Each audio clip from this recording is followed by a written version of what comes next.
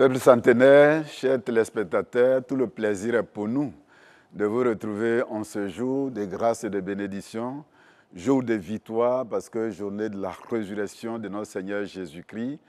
Et l'honneur est pour nous de recevoir sur ce plateau pour discuter de la convention Elogia que le district Abidjan Nord prépare.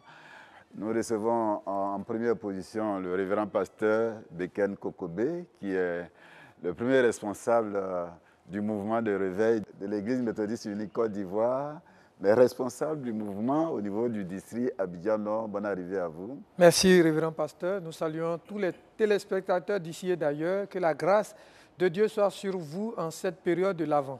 Quand vous êtes habillé de la sorte, je pense au très révérend Marcel Sachou, qui est actuellement missionnaire en Centrafrique. Vous avez vraiment pris l'héritage. Oui, je salue mon père dans le ministère du côté de la mission de Centrafrique. Sois béni, cher père, et que la grâce de Dieu continue de t'inspirer pour cette mission à laquelle le Seigneur t'a appelé de l'autre côté de l'Afrique. Il est en mission avec son épouse. Hein? Ah oui, je salue maman Sachou, qui est aussi missionnaire. Merci pour tout le travail. Nous avons les échos. Que le Seigneur vous inspire davantage. Nous prions que ce pays soit pacifié pour que l'évangile puisse aller très loin. Oui, prions que d'abord Bangui, la coquette, ne soit plus Bangui, la roquette, que Bangui soit véritablement la coquette et que Dieu vous inspire, autorité de la Centrafrique, à coacher le peuple à l'effet d'en faire un peuple béni parce que ça fait partie de l'Afrique. Et l'Afrique est le berceau de l'humanité, le berceau de la convivialité. Ensuite, nous recevons notre frère, notre ami, Alvis Dablé, qui est le président du comité de communication du district Abidjan Nord. Bonne arrivée aussi à vous. Merci, pasteur. Merci et bonjour aux téléspectateurs, frères méthodistes et tous les téléspectateurs du monde. Vous avez toute la stratégie pour que cette convention puisse se tenir dans de bonnes conditions. Oui, par la grâce de Dieu qui est le stratège en chef, nous avons travaillé et nous continuons de travailler. Et dans notre stratégie, heureusement, vous nous recevez là pour pouvoir donc nous adresser justement. On va venir tout à l'heure et enfin nous recevons Maître Apollo Sendrin au niveau du directoire musical et le président du district. Nous voulons vous souhaiter la bienvenue à ce rendez-vous. Merci pasteur, je voudrais en profiter donc pour saluer les téléspectateurs d'ici et d'ailleurs. Que le Seigneur vous bénisse. Et au niveau musical? Au niveau musical, nous avons donc le devoir de porter haut le message prêché à travers les sons musicaux. Exactement. Mais avant, on va demander au pasteur de présenter ce moment au Seigneur. Dieu de toutes circonstances, nous te bénissons. Toi qui nous as fait la grâce d'être ici. Merci parce que nous sommes en ce dimanche 16 à quelques heures de cet événement que tu nous as mis à cœur depuis le sommet de l'Église à travers le bishop et le surintendant de notre district. Seigneur, donne-nous de parler de cet événement avec hardiesse, que ton onction soit sur nous tout au long de cette émission et que les auditeurs, les téléspectateurs, tous ceux qui ont la grâce de nous suivre soient dans une grâce particulière pour être édifiés et prendre des résolutions à l'effet d'être avec nous tout au long de cette semaine d'édification, de restauration et de renforcement des capacités au nom de Jésus. Amen. Amen. Permettez que nous puissions saluer le surintendant. Ah oui, nous saluons notre surintendant, le très révérend pasteur Michel Lobo. C'est un des orateurs principal. Voilà, qui reçoit deux autres orateurs. Et donc, surintendant, nous savons qu'il est déjà ouvert pour qu'à partir de mardi, véritablement, il soit un canal de bénédiction pour le peuple de Dieu. Au travers de lui, c'est tous les surintendants parce que cette période, c'est la période de l'avant, avant A-V-E-N-T.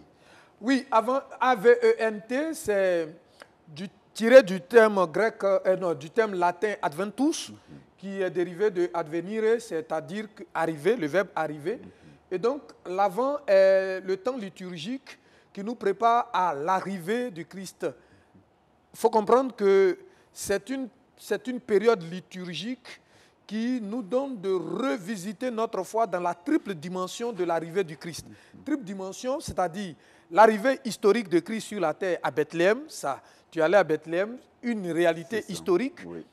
Deuxième arrivée de Christ, c'est dans le cœur de chacun de nous, quand nous le recevons comme Seigneur et Sauveur, arrivée spirituelle. Et puis l'arrivée que nous, chrétiens, nous attendons, l'arrivée glorieuse, la troisième arrivée, donc le retour, ce que nous appelons le retour glorieux du Christ. Donc l'avant nous donne de nous repositionner dans cette triple dimension de Christ. Vous pensez que le peuple de Dieu a la connaissance de l'avant? Non, mais en fait, nous avons la lourde responsabilité de préparer le peuple de Dieu à cet effet. Parce que, vous savez, Dieu est un Dieu de saison. L'admettre n'est pas être, je dis, en déphasage avec Dieu. Sinon, on n'allait pas lire dans l'Ancien Testament, 10e mois, 3e jour. Dieu est un Dieu de saison. Et donc, c'est un Dieu progressif. C'est pourquoi il nous permet de rentrer dans des saisons à des moments marqués. Et cette saison qui, pour cette année 2018, a commencé depuis le 2, décembre jusqu'au 24, est la période dite la période de l'Avent. Donc, quand on parle de avant, A, c'est l'annonciation. Voilà. V, c'est la visitation de Dieu de manière extraordinaire. E, c'est les échanges entre le ciel et la terre et le ciel. Et le N, c'est la nouvelle saison de grâce et de faveur. Et puis le T, temps liturgique d'attente et d'espérance. C'est pourquoi nous prenons à cette période la couleur verte pour que chacun sache que la nature prend du volume. Donc nous aussi, notre foi doit prendre du volume et les miracles vont pleuvoir sur nous. Et cela nous rappelle le message de Jean-Baptiste. Ah oui, Jean-Baptiste, Jean le Baptiste, comme j'aime si souvent le dit, Jean le Baptiste qui nous prépare à rentrer dans cette période à travers une prédication extraordinaire. Nous sommes en gré, donc il serait intéressant que nous puissions louer le Seigneur avant de venir certainement au message. Et nous sommes avec les femmes de l'église d'Angré.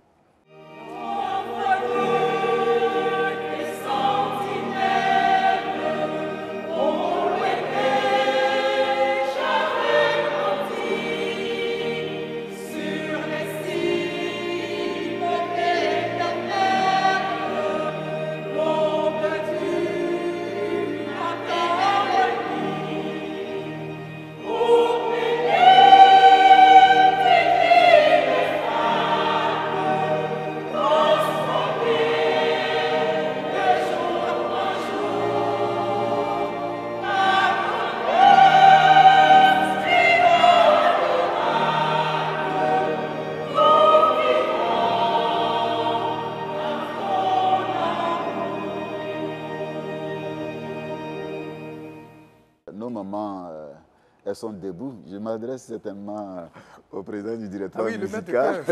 Maître. Oui, nos mamans d'Angré, les trompettes de Jéricho, n'est-ce pas, font la fierté du district. Au niveau des femmes, elles sont toujours devant. Et je voudrais les féliciter et leur donner déjà rendez-vous pour le culte de clôture. Ok.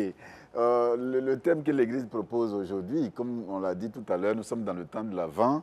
C'est un thème évocateur très important. Je suis la voie dans le désert, aplanissez le chemin. Je crois qu'il va falloir que nous puissions d'abord écouter le message avant d'aller dans les petits détails. C'est une grâce. Oui, je suis la voie dans le désert. Et puis quelqu'un pouvait dire 2 points, aplanissez le chemin. Et les thèses qui nous sont proposées dans l'Ancien Testament, la prophétie d'Ésaïe au chapitre 40, verset 1 au verset 11. Et puis dans le Nouveau Testament, l'évangéliste Jean, dans sa narration au premier chapitre, verset 19 à 23. Et puis naturellement, l'épître de Paul aux Romains, chapitre 2, verset 4 à 11. Mais nous allons lire le texte de Jean, chapitre 1, verset 19 à 23. Il est écrit ceci dans la version Louis II. Voici le témoignage de Jean. Lorsque les Juifs envoyaient de Jérusalem des sacrificateurs et des Lévites pour lui demander, « Toi, qui es-tu » Il déclara, et il ne le nia point, il déclara qu'il n'était pas le Christ. Et ils lui demandèrent, « Quoi donc? Es-tu Élie » Et il dit, « Je ne le suis point. » « Es-tu le prophète » Et il lui répondit, « Non. » Il lui dit alors, qui es-tu? Afin que nous donnions une réponse à ceux qui nous ont envoyés. Que dis-tu de toi-même?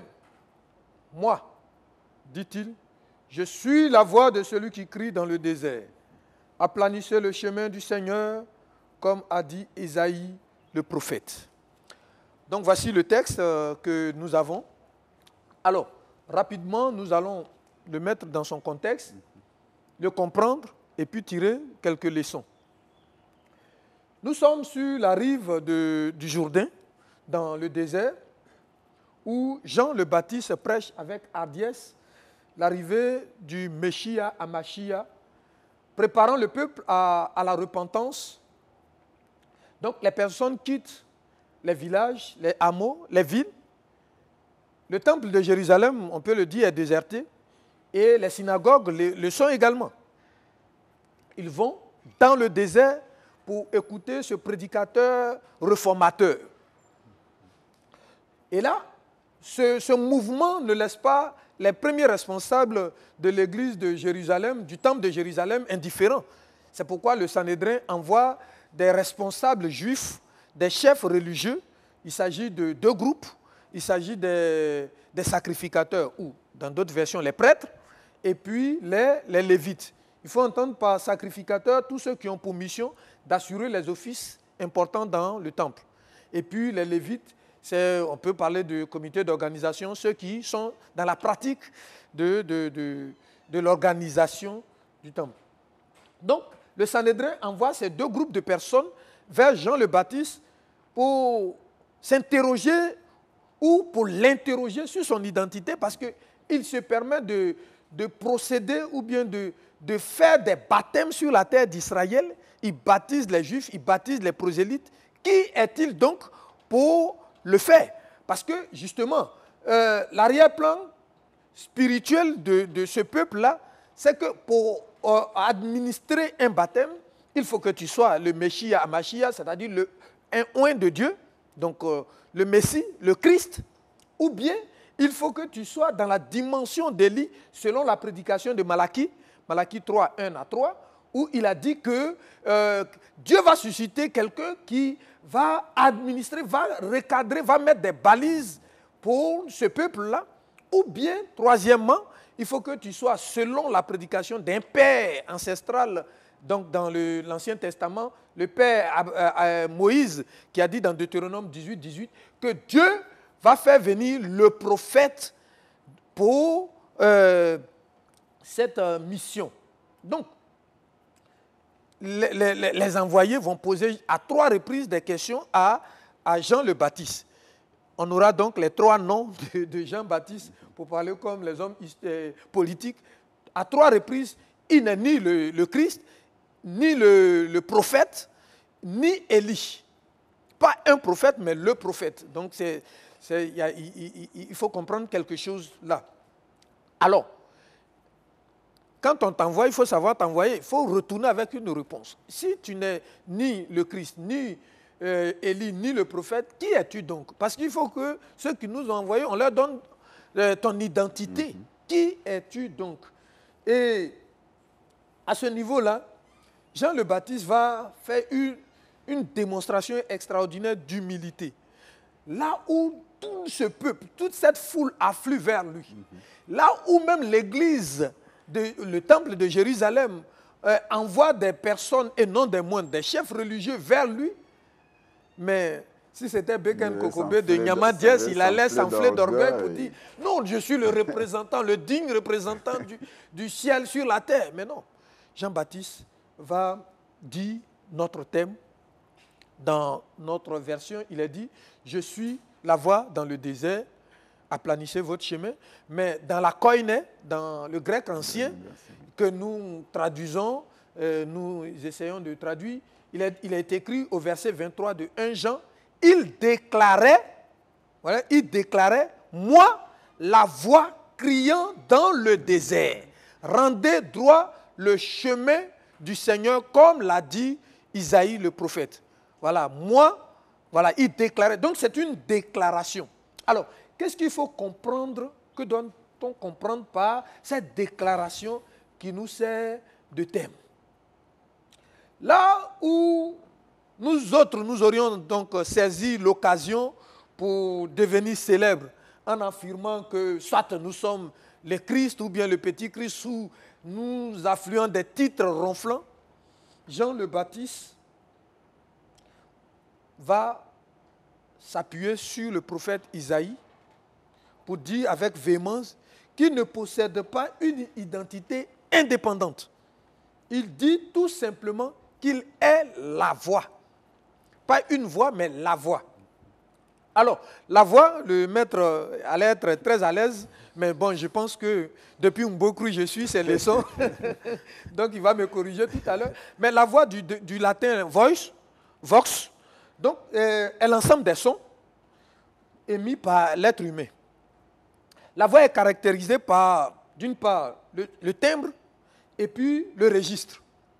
Alors, quand généralement, il y a l'exception qui confirme la règle, donc je parle de la généralité, quand on parle des hommes, la voix, c'est ténor et basse. Et puis les femmes, c'est la voix de soprano et de contralto. Mais nous, pour nous méthodistes, nous privilégions ce que le maître enseigne toujours, le quatuor vocal. Et c'est ce qui explique notre disposition, ou la disposition de la chorale. Quand on parle de quatuor vocal, ça veut dire que derrière la soprano, on met le ténor, c'est ça? L'alto? Non, ténor. Voilà. Non, je suis le coup. Je suis en examen. Et puis, derrière le contralto, on met la basse. Oui. Voilà, ça c'est le quatuor. Mais on peut aller un peu plus loin. Je vous ai dit le timbre et puis le registre. Donc, quand on parle de registre mixte, on parle d'autres voix. On parle de la voix de baryton. Voilà, la voix de taille. Je vais suivre mon pétrole. La voix de taille, la voix basse taille, la voix haute contre, et puis la voix ténor léger, et même la voix de mezzo-soprano. Maître, je pense que je passe haut les mains. Hein. Voilà. Donc, vous voyez, quand Jean le Baptiste dit qu'il est la voix, il n'est pas une voix, c'est l'article défini, mais il se met dans une équipe dont il est le précurseur pour annoncer l'arrivée de celui-là même qui va être la source du salut, la manifestation de la grâce de Dieu. Donc, le peuple qui est dans le désert, quand on parle de désert, c'est vrai, il y a le désert géographique, mais le désert spirituel. Et là encore, je reprends les acronymes. Quand on parle de désert, nous prêchons la difficulté, le D. Le E, c'est les échecs. Le S, c'est la stérilité à tous égards, stérilité financière, stérilité matrimoniale, stérilité sociale. Et puis, le E, c'est l'endettement. Le R, c'est la rareté des ressources. Et puis, naturellement, le T, c'est les ténèbres. Donc, quand on vit dans le péché, on vit dans l'éloignement de Dieu, nous sommes caractérisés par une vie de désert, difficultés, échecs, stérilité, etc., etc. Et donc, il faut que Dieu se fasse entendre dans cette atmosphère triste. C'est pourquoi il envoie un canal. Et donc, en toute humilité, Jean le Baptiste se compare à cette voix-là, plutôt qu'à une personne. Il n'est pas la personne, il est la voix. Il est donc très intéressant de comprendre déjà que Jean-Baptiste ne veut pas s'attirer les louanges et l'admiration, mais comme une voix, il dit qu'il est destiné à ne pas être vu, mais à être entendu, parce que la foi vient de ce qu'on entend, et ce qu'on entend vient de la parole de Dieu. Donc Jean n'est pas la parole, mais il est la voix. Il n'est pas le message, mais il est le messager pour annoncer l'événement imminent. Donc vous voyez que nous sommes naturellement dans l'avant, l'annonciation. Pour que la parole soit annoncée, Dieu va visiter, donc la visitation, et c'est ce que Jean le Baptiste prépare. Alors, qu'est-ce que nous devons comprendre? Frères et sœurs, chers téléspectateurs d'ici et d'ailleurs, nous sommes dans le temps de l'Avent. Dieu nous annonce un événement extraordinaire. Christ est une réalité historique. Je dis aujourd'hui Et c'est une réalité, quel que soit l'endroit où tu es, Abidjan, Niamadiès, Mbokru, etc., etc. Nous sommes le 16 décembre 2018. Mais le monde a existé avant 2018. C'est parce qu'il y a eu un événement historique, Christ. Et à partir de lui, on a commencé à compter. C'est pourquoi nous parlons de 2018. Et c'est cette annonciation, cette visitation du ciel sur la terre, cet échange entre le ciel et la terre, cette nouvelle saison, ce temps d'espérance que Jean-Baptiste a annoncé que nous devrons vivre aujourd'hui. Alors, ce message nous demande donc à chacun de se poser la question, qui suis-je? Puisque les chefs religieux l'ont posé à Jean-Baptiste. Jean-Baptiste a répondu sans embâche, toi qui suis cette émission, toi qui nous regardes, qui es-tu? Es-tu un agent de division pour le matériel? Es-tu un agent de tuerie pour le matériel, pour le m'as-tu vu? Ou bien es-tu un ramassis d'Égypte dans l'église pour désorganiser le système ou pour te faire voir? Qui es-tu sur cette terre? Voilà la deuxième leçon dans ce temps de l'Avent à travers ce message de Jean le Baptiste. Alors, nous finissons pour dire que Jean-Baptiste, dans sa réponse, nous invite à l'humilité, à l'esprit d'équipe. Humilité et l'esprit d'équipe. Quand il dit que je ne suis pas le Christ, il ne fuit pas ses responsabilités. Mais il veut nous amener à comprendre qu'il travaille avec le Christ dans le registre qui est le sien. Voilà, lui, il est précurseur. Dans une équipe, tout le monde n'est pas Drogba, tout le monde n'est pas attaquant. Il y a des attaquants, il y a des milieux de terrain, il y a des défenseurs, il y a un goal et même il y a un banc de touche. Voilà, l'équipe est caractérisée, ou l'esprit d'équipe est caractérisé par la communion. On est un, on est unis, la complicité. On est complice, je prends le ballon ou je prends la chose, je donne à l'autre et puis on est complémentaires, lui il continue l'œuvre. C'est ce qui doit nous caractériser et c'est à cela que nous sommes appelés en ce temps de l'Avent. Alors qui sommes-nous? Arrêtons les titres ronflants, arrêtons de nous faire voir. Dieu n'a que faire. Nous ne sommes pas Dieu, nous ne sommes que des hommes de Dieu. Nous ne sommes que des servantes de Dieu. Donc, avant qu'on ne mette Dieu, on est servante, on est homme. Donc, arrêtons de nous faire voir en toute humilité. Laissons voir Dieu. Car Ésaïe 43 le dit éloquemment, nous sommes sur la terre pour être le reflet de la gloire de Dieu. Arrêtons d'effacer Dieu pour que nous soyons vus. En toute humilité, servons Dieu. En ce troisième dimanche, sur les 4 que compte l'Avent, que chacun revisite sa conscience chrétienne pour que humblement nous servons les autres et que le vivre ensemble ne soit pas une vue de l'esprit, mais que nous soyons les Jean-Baptiste de notre génération, de notre époque. Que Dieu nous bénisse. Que Dieu nous bénisse, mais c'est seulement les hommes religieux. Vous savez qu'aujourd'hui, dans d'autres circoncisions, on est en train de reprendre les élections. Oui, mais je veux dire à mon frère ivoirien, quelle que soit la parcelle de responsabilité que Dieu lui a donnée, attends, quand Dieu te positionne maire, Dieu te positionne président du conseil général, ce n'est pas pour qu'on t'acclame, ce n'est pas pour que parce que tu es le plus intelligent, mais c'est pour que tu sois le reflet de la gloire de Dieu. C'est pour servir la nation. C'est pour servir la nation. En servant la nation, tu sers Dieu. Donc, il ne sert à rien de tuer les autres. Il ne sert à rien de diviser les autres. Si tu as un talent, mais qu'as-tu que tu n'aies reçu de Dieu? Voilà ce que nous devons comprendre. Donc, là où les élections sont reprises, il ne sert à rien d'alimenter, je dis la violence. Ça ne sert à rien. Parce que chacun de nous, quand j'ai parlé de triple avènement de Christ, quand Jésus revient, c'est pour soit le salut, pour ceux qui se sont bien comportés, ou le jugement. Et qui se sont donnés au Seigneur. Oui, se sont donnés au Seigneur, Jésus-Christ comme Seigneur et Sauveur, ou le jugement.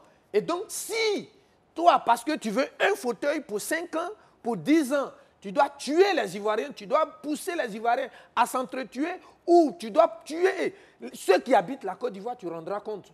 Soyons humbles. Et là où Dieu nous positionne, l'autorité vient de Dieu, que ce soit dans l'administration, que ce soit même dans une entreprise, c'est Dieu qui fait de toi le DAH, c'est Dieu qui fait de toi le PCA. Alors, humblement, sers l'entreprise Parce que là, tu es en train de servir Dieu. La fonction publique, si ce n'est pas la plantation de ton père, je t'annonce ce matin, que c'est la plantation de ton père spirituel, Dieu. Il faut, même dans la fonction publique, travailler pour la Côte d'Ivoire en pensant à Dieu. Arrêtons de tricher, arrêtons d'être faux là où Dieu nous a positionnés. Que le Seigneur nous bénisse. On ne peut que dire Amen. Amen. On va méditer les paroles parce que ce sont des paroles fortes. Pour nous, d'abord, qui sommes là pour être édifiés ou qui avaient écouté cela, mais aussi les téléspectateurs, tous ceux qui ont eu l'occasion d'écouter ce message. On va méditer ces paroles avec la chorale de l'Union des femmes de Angré.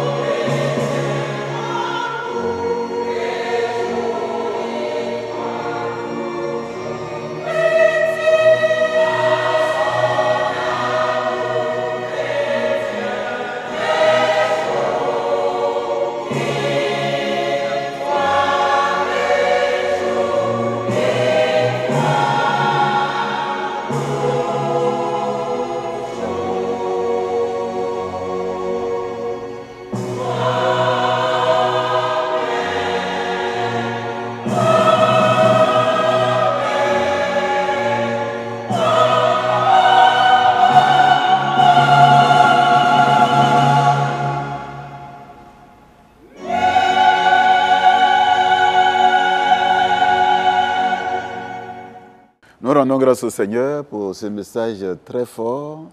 Et c'est cela, notre existence sur la terre. Si nous ne connaissons pas le Seigneur, il sera difficile.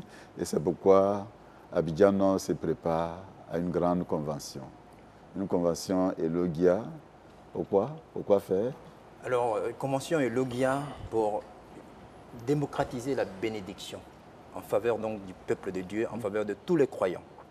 Le district Abidjan Nord de l'Église méthodiste unie Côte d'Ivoire de par donc son premier responsable qui est le très révérend Michel Lobo, est allé au contact de son peuple via des bergers, via donc des laïcs. Et au retour donc de ces contacts, il a été constaté que le peuple de Dieu a soif de bénédiction. C'est ainsi que justement les bergers, avec à leur tête le révérend Bécane ici présent, ont proposé ce programme inspiré par Dieu lui-même. En fin d'année, pour que justement au moment où une année nouvelle vient et que l'on doit passer donc, j'allais dire, d'une année à une autre année, eh bien que l'on puisse aller embrasser le Seigneur pour bénéficier donc de ses bénédictions. C'est cela Elogia. C'est pourquoi Elogia, en fait, veut dire bénédiction. C'est tiré du grec. Et c'est donc Elogia pour pouvoir... Il est bien placé, vous voulez poser la question, parce que dans le district Abidjan, non, les gens disent, mais c'est quoi Elogia? C'est quelle expression? Ça veut dire quoi? Ah oui, mais nous allons dans la koiné. Voilà, nous sommes sortis de l'ISTA, de la formation. Alors donc, nous n'avons pas perdu les racines de ce qui nous sert d'instrument de travail de cette bibliothèque. Et dans la bibliothèque, nous avons trouvé un thème extraordinaire qui est Elogia. Alors, il faut que nous rentrions dans la pensée de Dieu. Vous savez, la fin d'année calendaire est source de sensations, d'émotions, d'anxiété, parce que le monde nous a dit que tout nouveau, tout beau. Donc le monde nous dit que c'est le début qui est beau et puis la fin est chaotique. Non, au commencement, la Bible nous dit que c'est la fin d'une chose qui vaut mieux que son commencement. Et c'est ça là, déjà la bénédiction. Il faut repositionner, il faut recadrer nos ouailles, il faut recadrer nos brebis. Et c'est pourquoi, en cette fin d'année calendaire, sous l'autorité du bishop, nous sommes dit, il faut que nous rentrons dans la bénédiction de Dieu par la parole de Dieu. Voilà, Elogia. Ça, c'est une autre spécialité parce que quand on arrive dans cette période, c'est la pression. Voilà, on prêche plus le diable. Ils vont nous tuer au village. Voilà, et puis bon, on a peur d'aller à Niamadiès parce qu'ils vont nous tuer là-bas. Voilà, on va faire beaucoup d'accidents. Non. Et puis bon, ça fait qu'on est émotif, l'adrénaline monte. Non, non, non. Le maître de cœur est là, le cocom est là. Les pasteurs sont là pour vous dire que cette année, tu ne mourras pas parce que Dieu a dit que nous devons le servir. Nous, on n'est pas venu sur la terre pour être des pierres. On va partir un jour. Mais on partira quand Dieu aura décidé. C'est clair. Pour que nous puissions bâtir une nation moderne. Nous sommes heureux de recevoir des frères et des sœurs ici. Donc le thème, on le rappelle, l'Éternel... Le béni. C'est intéressant. Tous participent, hein, que ce soit la chorale, que ce soit tous les acteurs seront en mouvement pendant cette période. Alors c'est 6 jours. 6 jours, donc qui partent donc de, on va dire quoi, dans 2 jours. Oui, dans 2 jours. Donc mardi, du mardi 18 décembre au dimanche 23 décembre. Donc 6 jours, et un lieu, c'est le temple Canaan d'Angré. Alors, le temple est situé dans la cité BCAO, à Angré, pas loin du marché Cocovico. C'est l'un des plus grands temples donc, de l'église méthodiste unique Côte d'Ivoire. Et nous attendons donc dans ce temple-là, et même dans on va dire quoi, dans la cour de ce temple, plus du millier donc on va dire de croyants, plus du millier donc de fidèles, pour venir donc justement faire le B2B avec le Dieu qui bénit. Alors, donc tout le monde est effectivement à l'œuvre, tout le monde. Donc ce sont nos bergers, donc vous avez entendu tout à l'heure le pasteur Bécane, depuis donc la tête même de l'église, le bishop lui-même, le bishop Benjamin Boni, qui lui a donné sa caution à ce projet. Et sous le bishop, on a le surintendant Michel Lobo et tout le laïcat, tous ceux, toutes celles qui sont donc de l'église méthodiste unique Côte d'Ivoire. Parce qu'en définitive, ce n'est pas une affaire du district, ce n'est plus une affaire du district. C'est une affaire de la conférence, c'est une affaire donc de tous ceux, toutes celles qui croient dans ce Dieu qui bénit là. Alors donc, c'est dans 2 jours, on va commencer à 8 h déjà. 8 h, on fait les installations, et aux alentours de 9 h, en présence du bishop et de toutes les autorités, y compris gouvernementales, parce que nous avons des ministères donc, de l'État de Côte d'Ivoire qui nous accompagnent. Donc, nous demandons au public qui nous écoute là d'être là tôt, pour que nous puissions accueillir nos autorités donc, avec toute, on va dire quoi, tous les égards qu'il faut. Avec ces autorités, nous aurons des orateurs. C'est vrai que on viendra aux orateurs, okay, mais je veux donner le contenu des journées, parce que ça commence très tôt. Absolument, ça commence très tôt. Bon, alors pour le mardi, donc dans 2 jours, nous commençons par une inauguration. Donc c'est la journée inaugurale. On aura donc une séance d'inauguration, comme je l'ai dit, en présence du bishop et des autorités. Après donc ce culte d'inauguration, nous allons avoir une visite de stand. Parce que, vous savez, la bénédiction, comme le disait le pasteur, c'est celle qui se caractérise également par exemple, la bonne santé, le bon emploi, eh bien, j'allais dire, la joie, le bonheur dans le foyer. Il faut nous dire, dans la matinée, on aura... Donc, le matin, après, donc, pendant la séance plénière, Oui. c'est une séance plénière qui va nous permettre justement d'avoir, donc, à profiter de certaines expertises. Voilà. Donc, au niveau donc, des acteurs sociaux, donc, dans tous les domaines donc, d'expertise. On peut citer Après, oui, quelques-uns. notamment la médecine, Oui.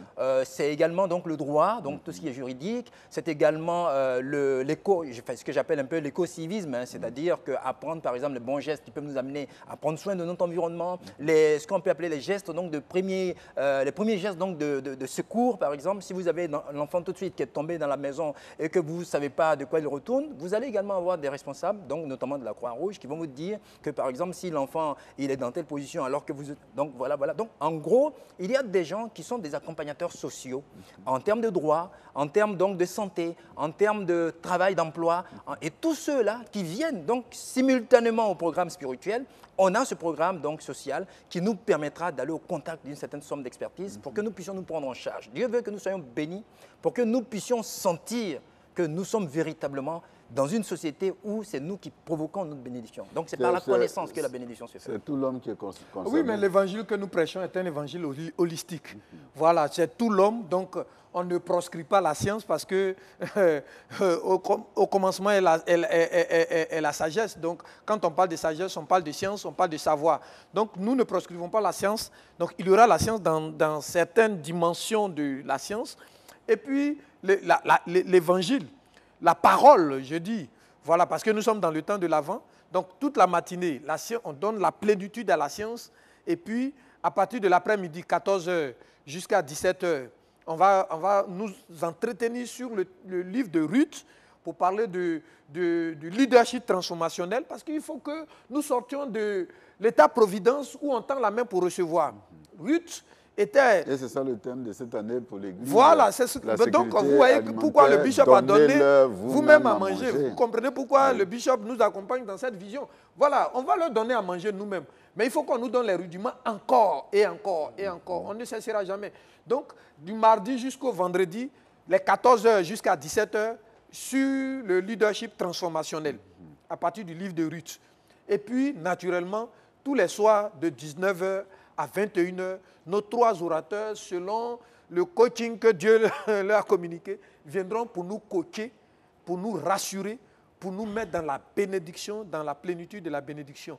Et là, je pense que sous réserve de ce que le maître Apollos André va dire, mais dans une atmosphère de louange et d'adoration connectée sur le ciel. J'avais voulu parler des orateurs, faire comme Jean-Baptiste, mais comme il a abordé la question de la louange, on va sauter là-dessus pour que vous puissiez déjà nous entraîner dans la louange et puis on va revenir aux acteurs.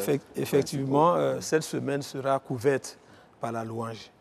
Déjà le mardi, il y aura donc le groupe musical du Plateau, l'Abidjan Plateau, les Béatitudes, qui sera à l'œuvre dès 17h pour attendre, n'est-ce pas, le peuple de Dieu, pour entretenir le peuple de Dieu à travers la louange et l'adoration et accompagner les orateurs.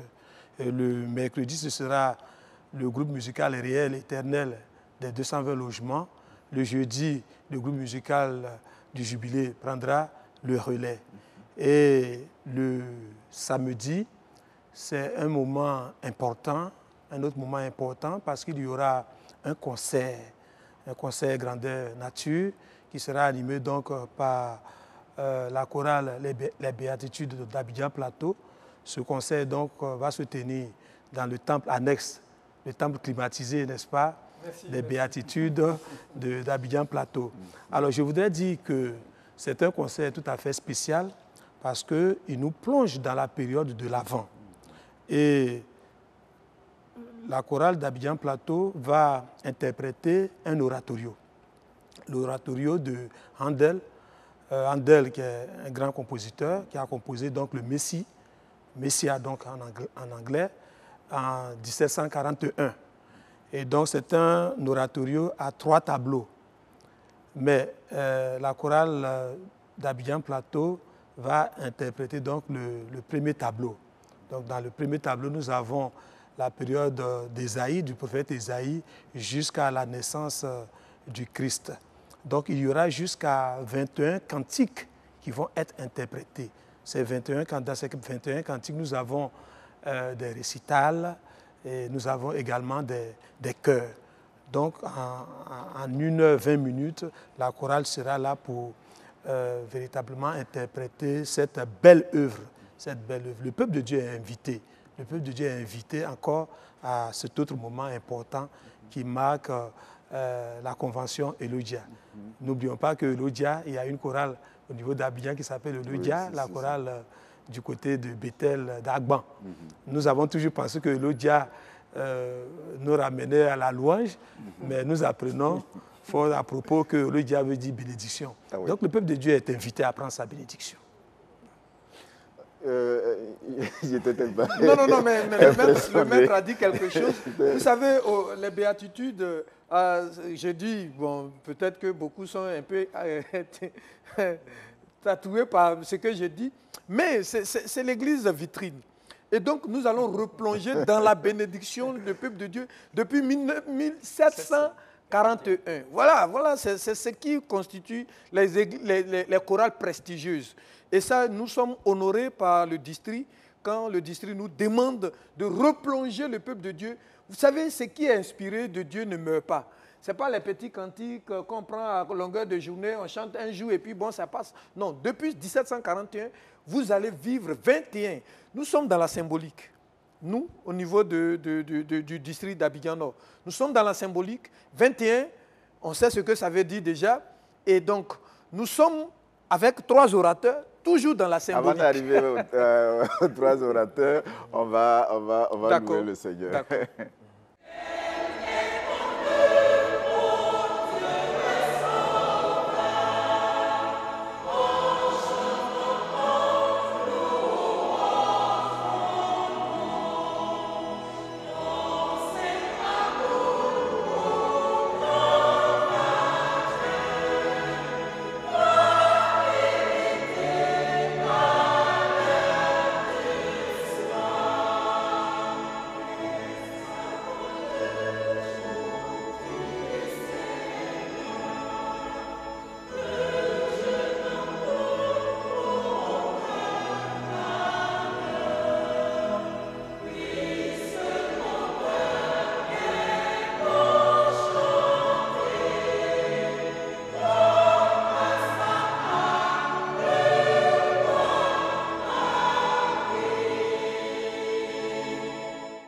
On ne peut que dire merci à la chorale d'Angré. Oui. C'est la trompette. Les trompettes de Jéricho. La trompette de Jéricho. Oui. On ne peut que leur dire merci.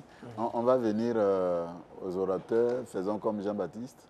Oui, vous voyez, vous savez, la bénédiction, c'est aussi plonger le peuple dans la révélation. Dieu donne des prophéties.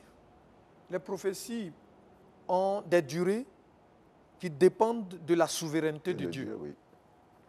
Mais les prophéties aussi, la réalisation se provoque. Vous savez, quand Abraham a reçu la prophétie d'être le père d'une multitude et qu'Isaac tardait, Dieu a fait un mouvement.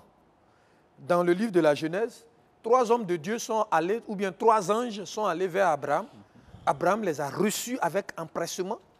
Et à partir de là, quand ils partaient, ils ont dit, bon, l'année prochaine, à cette même période, tu vas changer de paradigme.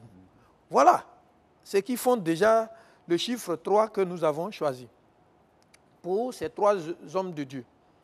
Le surintendant Michel Lobo, le pasteur Hott, oui, qui va recevoir 2 autres hommes de Dieu, le prophète Sylvanus Kofi. On l'avait eu déjà. On l'a déjà eu, voilà, sur ce plateau la dernière fois. Et puis, nous, au niveau du mouvement de réveil national, nous l'avons déjà pratiqué dans nos programmes de Aaron et Ou, qui sont des moments d'intercession du côté d'Alépé. Donc, le peuple d'Alépé béni peut témoigner. Donc, mais c'est un fils de la maison. Le prophète a fait l'écodime. Voilà, l'école de dimanche. Et puis, bon, il est parti. Et aujourd'hui, il est du côté des États-Unis. Mais vous savez qu'une nation est bénie par sa diaspora. C'est très important. C'est pourquoi, dans les grandes fêtes, Dieu demande au peuple d'aller à Jérusalem, quel que soit l'endroit où ils sont. Donc, quand une nation n'accorde pas une importance à sa diaspora, nous, on devient une nation quelconque. Et ça, nous, au plan spirituel, nous, à Biguan Nord, on ne peut pas être en déphasage avec la pensée de Dieu. C'est pourquoi celui-là même qui a été nourri à la mamelle au niveau de l'Ecodim par nos moniteurs et qui est aujourd'hui une bénédiction pour les États-Unis parce que tous nous rêvons d'aller aux États-Unis. Mais donc, qu'il nous donne les secrets de la bénédiction pour que les États-Unis ne soient plus l'Eldorado. Ça, c'est important. Donc, il viendra, et comme c'est un prophète, nous sommes dans un temps prophétique, nous sommes dans le temps de l'Avent, il viendra pour nous donner ce que nous devons entendre pour que notre foi nous donne d'être dans la bénédiction et que nos frères ne meurent pas dans la Méditerranée, nos frères ne meurent pas dans la mer en Libye. Ça, c'est important. Troisième chose, c'est le pasteur Melvin Boulware. Melvin Boulware, qui est une source de bénédiction pour Baltimore, qui est une source de bénédiction pour sa contrée. Nous le faisons venir pour qu'il nous dise qu'on n'a pas besoin d'aller aux États-Unis pour être béni. Nous avons la Bible que les Américains ont, la Bible que les Anglais ont, c'est la même Bible que nous avons. Il faut que nous comprenions ça pour que nous soyons décomplexés. Voilà. Et donc nous, serviteurs de Dieu du district Abidjan Nord, nous ne sommes pas complexés. Nous rentrons dans la pensée de Jean-Baptiste, la communion, l'esprit d'équipe. Je vous ai dit la communion. Vous allez faire l'exhortation tout à l'heure à la fin, avant de sortir de là, le dimanche 23. Oui, le dimanche 23, c'est le culte de clôture. Mais je voulais juste, avant d'arriver là, préciser que vous qui nous suivez et qui viendrez dans 2 jours à Elogia, c'est de 8 h non-stop jusqu'à 21 h. C'est pourquoi nous avons pris des dispositions. C'est vrai qu'il y a des stands pour vous mettre au contact de certains experts, mais il y a également donc, des îlots de restauration, de buvettes, etc. pour que sur place, là, vous puissiez passer votre journée sans vous ennuyer. Donc, entre moments de prière, entre consultations. Les consultations sont gratuites. C'est gratuit. Alors, justement, c'est ce que je voulais préciser. Tout est gratuit. Tout est gratuit. Vous savez, Dieu est le seul qui vend sans qu'on achète. Vous voyez? Donc, venez acheter sans rien donner. On peut venir à la journée de vendredi. Oui, la journée de vendredi, nous, au niveau du mouvement de réveil, nous savons que le vendredi de ce temps de convention est le 21. Ça, on n'a même pas besoin d'aller à l'église pour savoir que c'est le solstice d'hiver. Donc, dans le monde spirituel, il y a un combat. Et donc, le vendredi, de 21 h jusqu'à 6 h du matin, nous aurons un temps que nous avons appelé les 7 P pour entrer dans la plénitude de l'achèvement de la bénédiction. Et donc, c'est un temps de proclamation, c'est un temps de prière, c'est un temps de prédication, c'est un temps de pensée prophétique, c'est un temps de prise de porte.